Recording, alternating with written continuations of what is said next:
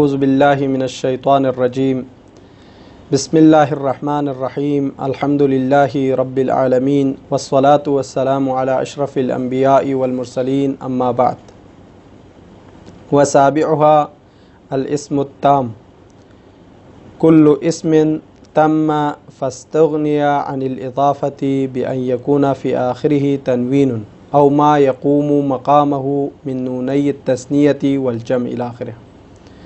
ساتویں اور آخری عوامل قیاسیہ میں سے جو ہے اسم تام ہے، عامل قیاسیہ میں سے اسم تام ہے۔ اب اسم تام کسے کہتے ہیں؟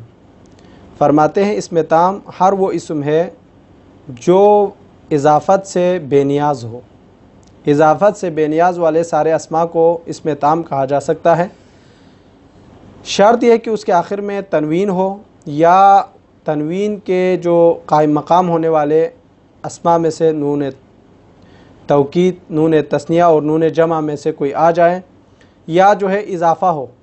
تو یہ چیزیں اگر ہو تو وہ جو ہے اسم تام شمار ہوگا، یا جو ہے تنوین ہو، یا نون تثنیہ ہو، یا نون جمع ہو، یا جو ہے مضاف مضاف الیہ ہو، تو اس صورت میں وہ اسم تام بن سکتے ہیں۔ اب ان سب کی مثالیں یہاں پر بیان کر رہے ہیں، تو صرف یہی ہے جو مثالیں ہیں، تو ہم انشاءاللہ اس کو تطبیق کریں گے پہلے، پھر اس کو ختم کریں گے، پھر ہم عوامل معنویہ کی طرف جائیں گے۔ وَسَابِعُهَا ساتواں الاسم التام، اسم تام ہے، الاسم التام، یا اب اس کو جو اضافہ پڑھے تو الاسم التام میں اب پڑھ سکتے ہیں۔ کل اسم تم، ہر وہ اسم جو تمام ہو، فاستغنی عن الاضافہ، اور وہ اضافت سے بے نیاز ہو، اس کو اسم تام کہا جاتا ہے۔ اب اس کی توضیح تھوڑا آگے کر رہا ہے کہ وہ یہ ہے کہ بِأَن يَكُونَ فی آخرہ، اس اسم تام کے آخر میں تنوین ہونا چاہیے، او ما یقوم مقامہ، یا وہ چیز جو تنوین کا قائم مقام بن سکتے ہیں وہ اس پر ہونا چاہیے۔ اب وہ قائم مقام تنوین کیا ہے؟ جیسے کہ ہم نے پہلے بیان کیا، من نونی التثنیۃ والجمع، نون تثنیہ آنا چاہیے اس اسم کے آخر میں، یا نون جمع آنا چاہیے اس اسم کے آخر میں، او یکون، یا یہ جو ہے تنوین کا جو نائب ہوتا ہے وہ یکون فی آخرہ مضاف الیہ، یا جو ہے تنوین کا جو نائب ہے نون تثنیہ نون جمع میں سے آئے، یا جو ہے اضافہ ہو کسی اور چیز کی طرف۔ جب اضافہ ہو تو وَهُوَ يَنصِبُ النَّكْرَةَ، وہ نکرے کو نصب دیتا ہے، کس بنا پر؟ عَلَىٰ أَنَّهَا، کہ یہ نکرہ تمییز لہو، اس کا اپنا تمیز بنا کر نصب دیتا ہے۔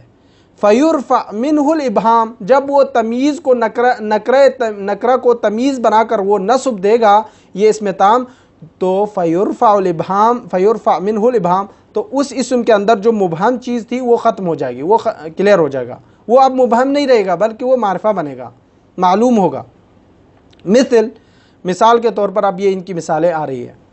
عندی رطل زیتن، میرے پاس زیت رطل ہے، یعنی مثلا 1 کلو میرے پاس زیت ہے، تو آپ جو ہے اس کو آپ یوں کہہ سکتے ہیں، عندی ظرف مستقر، خبر مقدم جو کہ عندی کے لیے، رطل جو ہے خبر مبتدا مؤخر ہے۔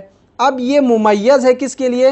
زیتن کے لیے، زیتن جو ہے اس کی تمیز ہے، تو رطل جو ہے اسم تام ممیز، اور زیتن جو ہے یہ نکرہ ہے، اور زیتن جو ہے اس کے لیے تمیز ہے۔ اسی طرح جو ہے کبھی کبھار جو ہے یہاں پر رطلن پہ تنوین آنے کی مثال ہے۔ اب کبھی کبھار جو ہے تنوین نہیں ہے اسم تام پر، بلکہ وہ نون تثنیہ والا ہے، جیسے کہ وَمَنْوَانِ سَمْنًا، یعنی آپ اس کو یوں پڑھیں گے، وَعِنْدِي، میرے پاس منوان، 2 من ہے، سمنن، گھی کے۔ اب یہاں آپ جو ہے منوانی میں منوان کو ممیز، سمنن کو تمیز پڑھیں گے، چونکہ یہاں پر جو ہے منوانی میں یہ اسم تام ہے، اور یہ ساتھ جو ہے نون تثنیہ جو کہ اسم تام میں سے جو تنوین کا قائم مقام ہے وہ یہاں پر موجود ہے۔ تو آپ جو ہے اندی ظرف مستقر خبر مقدم، اور منوان کو جو ہے مبتدا مؤخر، اور یہ جو ہے ممیز سمنن اس کے لیے تمیز آپ بنا سکتے ہیں۔ اسی طرح وَعِشْرُونَ دِرْہَمًا، جمع قانون، وَعِنْدِي 20 درہمًا، میرے پاس 20 درہم ہے، تو آپ جو ہے وَعِنْدِی، عندی میں ظرف مستقر خبر مقدم، عشرونہ جو ہے ممیز نون جمع اور اسم تام بھی ہے، اور ساتھ ساتھ درہمن کو اس کو تمیز بنایا ہے اور نصب دی ہے۔ تو یہ اسم تام نے درہمن کو تمیز بنا کر اپنا نصب دیا ہے نون جمع کی صورت میں ممیز ہو کر۔ اسی طرح جو ہے ولی ملؤہ اصلا، میرے لیے اس کو برنا ہے، اصل یعنی شہد برنا ہے میں نے اس کو۔ تو اب یہاں پر جو ہے لی جار و مجرور خبر مقدم ملؤہ اس کے لیے لی جو ہے ظرف ہو گیا، اور ملؤہ جار مجرور اس کے لیے اسم تام، اصلاً جو ہے ممیز کے لیے تمیز، جو اصلاً ہے تمیز واقع ہو رہا ہے یہاں پر جار و مجرور جو ہے اسم تام واقع ہو رہا ہے، یعنی ملؤہ جار و مجرور مضاف مضاف الیہ مل کر جو ہے ممیز اور اصلاً اس کے لیے تمیز واقع ہو رہا ہے۔ تو آپ یوں کہیں گے وعندی یا ولی ملؤہ اصلاً، یعنی یہاں پر بعبارت دیگر آپ یوں کہیں گے کہ مضاف مضاف الیہ مل کر جو ہے اسم تام بن رہا ہے، اور یہ ممیز اور اصلاً اس کے لیے تمیز واقع ہو رہا ہے۔ اور یہاں سے ہماری جو ہے مکمل طور پر عوامل لفظیہ ختم ہو چکے، چونکہ ہم نے کہا تھا ابتدا میں عوامل لفظیہ 98 ہے جس کو ہم نے پہلے بیان کیا۔ اب باری آ رہی ہے عوامل معنویہ کی۔ عوامل لفظیہ کے بارے میں ہم نے کہا تھا کہ وہ زبان پر، اعضاء و جوارح پر بولا جاتا تھا، لیکن عوامل معنوی میں ہم نے کہا تھا کہ وہ زبان پر نہیں بولا جاتا، وہ اس کو دل میں رکھا جاتا ہے۔ تو یہاں پر ایک سوال ہے کہ عوامل لفظیہ کو مقدم کیا عوامل معنویہ پر، کیوں؟ وجہ کیا ہے؟ سبب کیا ہے؟ فرماتے ہیں اس لیے چونکہ عوامل لفظیہ زیادہ تھے تو زیادہ جو ہے اشرف ہوتا ہے، اس لیے اس کو مقدم کیا گیا۔ عوامل معنویہ بہت ہی کم تھے اور اس کا تعلق دل سے تھا، اس کو بعد میں رکھا گیا اور اس کو آخر میں ذکر کر رہے ہیں۔ فرماتے ہیں کہ عوامل معنوی ہمارے پاس فقط 2 ہے، اس سے زیادہ ہمارے پاس موجود نہیں ہے۔ اب یہاں سوال ہوتا ہے کہ عامل معنوی سے مراد کیا ہے؟ عوامل معنوی سے مراد وہ عوامل ہے جس کا تعلق دل سے ہوتا ہے، زبان سے اس کا کوئی بھی تعلق موجود نہ ہو، اور یہ کل عوامل معنوی 2 ہے۔ اس کے بعد جو ہے 100 عوامل ہمارے پاس کلیئر ہو جائیں گے۔ تو سب سے پہلا جو ہے عوامل معنویہ میں سے عامل مبتدا اور خبر ہے، مبتدا و خبر۔ اب یہاں پر علماء اختلاف کرتے ہیں کہ مبتدا خبر جو ہے عوامل معنویہ میں سے ہیں۔ بعض کہتے ہیں کہ مبتدا خبر جو ہے اس کا عامل مثلا زیدن قائمن، یہ مبتدا اور خبر ہے، اس زیدن اور قائمن کو رفع دینے والا جو ہے عامل معنوی ہے، ان کے اندر ایک عامل معنوی ہے جو ہمیں نظر نہیں آتا۔ بعض کہتے نہیں مبتدا نے خبر کو رفع دی ہے، عمل کرنے والا خبر میں جو ہے مبتدا ہے، اور مبتدا کا عامل جو ہے محذوف ہے، معنن ہے، وہ ہمیں معلوم نہیں ہے۔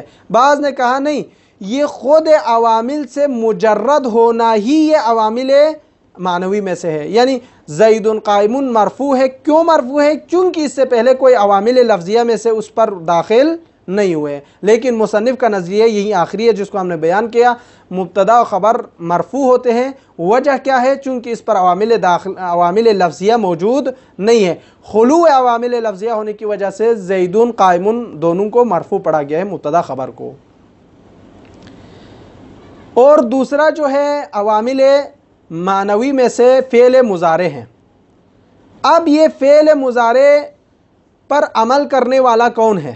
بعض علماء فرماتے، علماء نحوین، یہ فعل مضارع میں مثلا یضربو ہے، یضربو فعل مضارع ہے، تو اس یضربو پر عمل کرنے والا حروف عطین میں سے مثلا یا ہے، تضربو ہے تو تا ہے، اضربو ہے تو الف ہے، تو حروف نائت میں سے یا عطین میں سے یہ ہوگا۔ بعض نے یہ کہا ہے، بعض نے کہا نہیں، یہ فعل مضارع کا اسم کے جگہ پر آنا صحیح ہے، تو یہ اسم موقع اسم ہی اس کے لیے عامل ہے۔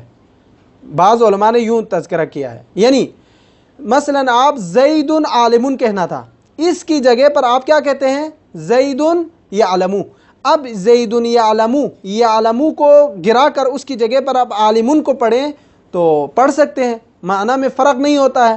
تو اس لیے بعض علماء نے کہا ہے یہ یعلم جو ہے اس کی جگہ پر عالم کا آنا، یہ موقع اسم پر آنا ہی اس کے لیے کیا ہے؟ فعل مضارع کا عامل ہے۔ یہ 2 چیزیں۔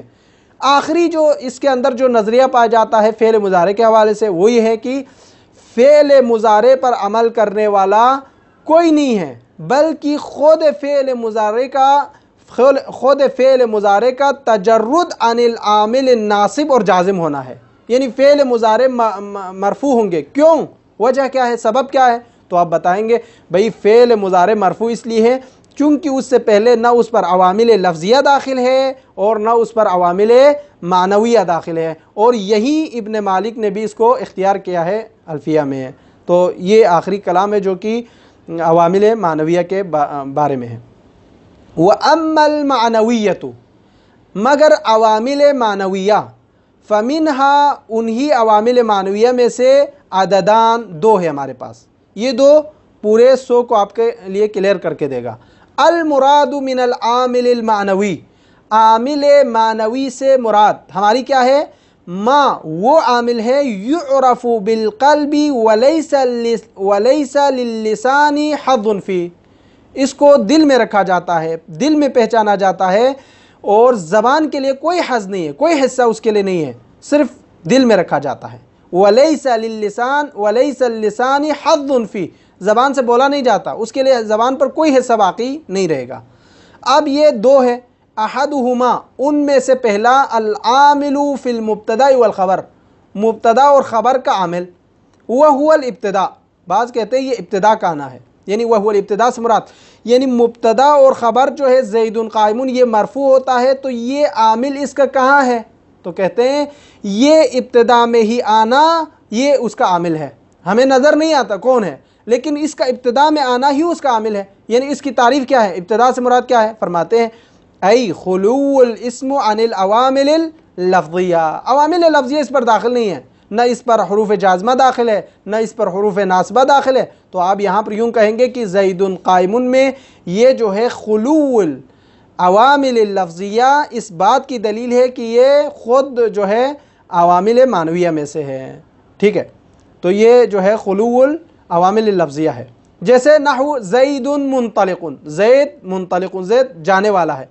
اب یہاں پر نہ اس سے زید سے پہلے یہاں پر عوامل لفظیہ ہے، لفظیہ میں سے نہ حروف جازم ہے، نہ حروف ناصب ہے، نہ حروف جر ہے، کچھ بھی نہیں ہے، تو یہ خود جو ہے عوامل معنویہ میں سے ہوگا۔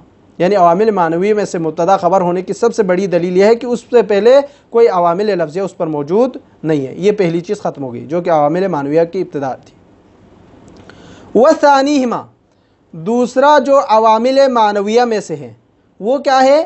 العامل فی الفعل المضارع، فعل مضارع کا عامل، وہوا، اب یہ فعل مضارع کا عامل کون ہے؟